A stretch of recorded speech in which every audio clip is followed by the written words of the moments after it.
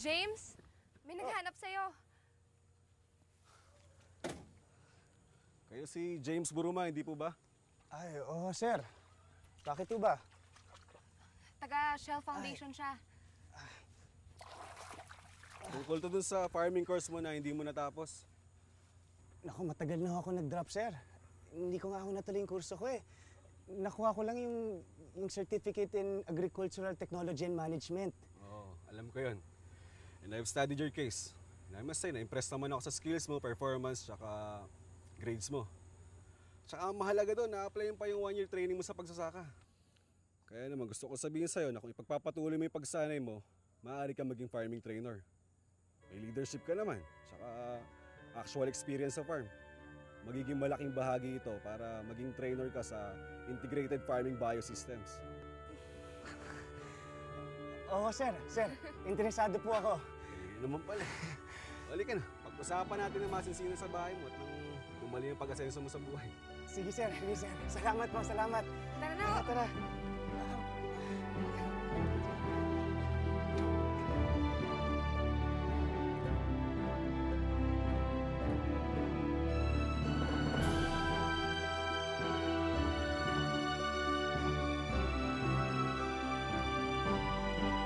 Tutukan ang makatotohanang drama ng buhay sa magpakailanman at pwede kang manalo ng cash prize. Sagutin lang ng tama ang 3 tanong. Text MKM, A or B and send to 4627. Text na ng manalo ng premyo para sa isang masaganang simula ngayong Pasko. Nagsimula magtrabaho si James bilang on-call trainer sa Shell Training Farm hanggang sa maging farm operations supervisor siya, training officer, at marketing and extension officer. Sa mga panahong ito, muling nagkaanak sina James at Cynthia hanggang sa... Bakit sa dami ng lugar na pwede kang madestino sa Camarines Norte pa? Maganda yung lugar na yon. Okay na yon. Hindi ako na-destino eh. Hindi ba maraming NPA doon? Kung meron man, hayaan mo sila doon. Tsaka isa pa. Sa gwapo ng mister mo, mapagkakamalang ba ito espiya? Ikaw ha, alaga aming kapatid mo. Ingat kayo rito.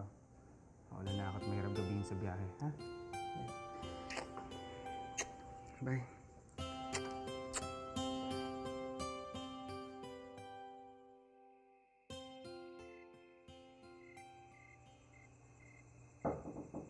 Cynthia! Cynthia! Cynthia! Cynthia!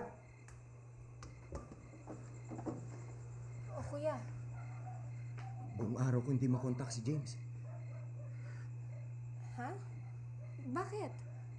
May nakakita daw sa kanila. At ang sabi, dinukot daw sila ng mga armadong lalaki. Dinukot ng mga NPA si James, kasama ang 3 pa nitong mga kasamahan sa trabaho.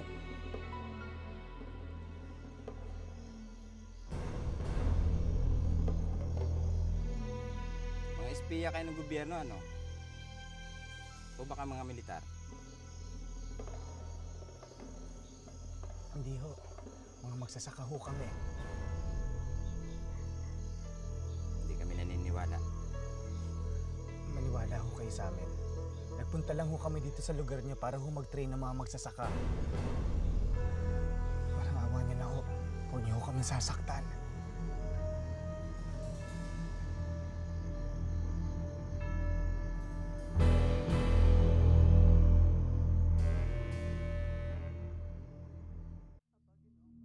Isang buong araw na sumailalim sa interrogation ng NPA sina James at ang mga kasama niya.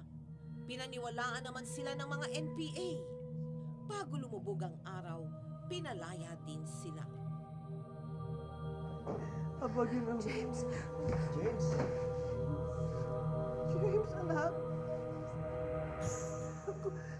James! Tol! Salamat! Salamat, ligtas ka. Hindi ka ba nila sinaktan? Hindi ka nila sinaktan? Hindi po, Inay.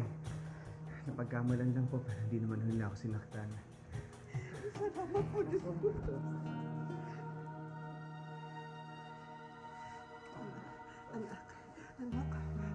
kung saan makuha, Cynthia. Tawarin mo. Nay, wala na yun. Kalimutan na natin lahat. Ang importante, ligtas si James.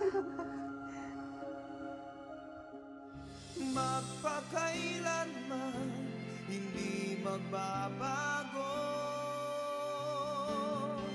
ang sinisigaw nitong aking puso. Magpakailanman. Ibang pagkakataon na pinaghinalaang sundalo si James ng mga NPA. Ngunit sa bawat pagkakataon, nakakaligtas naman siya. Nagsumikap siya sa kanyang trabaho hanggang sa tuluyan na siyang nakapag-impok para sa kanyang pamilya. Ano to? Kanino ba ito? Sa atin.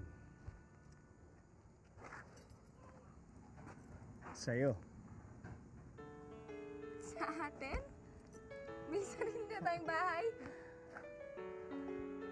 Walang utang, malinis na malinis sa atin na itong bahay na to. Alam mo, tama sila eh. Hindi ako dapat makontento. Dapat mangharap ako ng mangarap. Tama sila. Aasenso pa ako.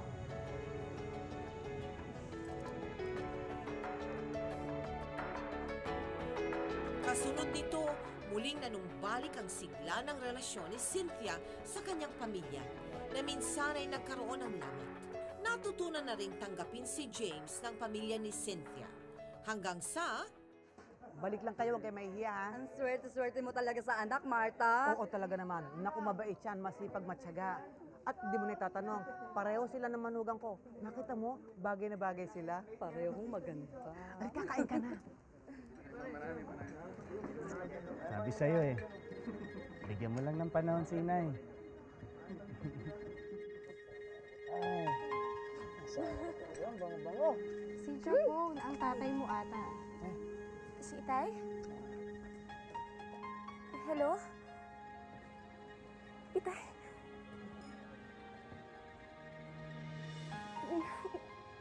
Naiintindihan po namin.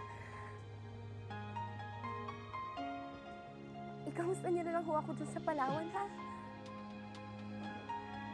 Mahal na mahal ko po kayo. Naku, bye-bye. Hati tayo ni Itay sa kasal natin. Hayaan mo, pag makakuha tayo ng panahon, bibisitahin natin ang Itay mo, ha? James, salamat sa lahat, ha? Sa suporta, sa pagmamahal, sa pag-aalaga. Kahit anong mangyari, mamahalin kita. Ikaw ang inspirasyon ko. Mahal na mahal kita. Magpakailanman.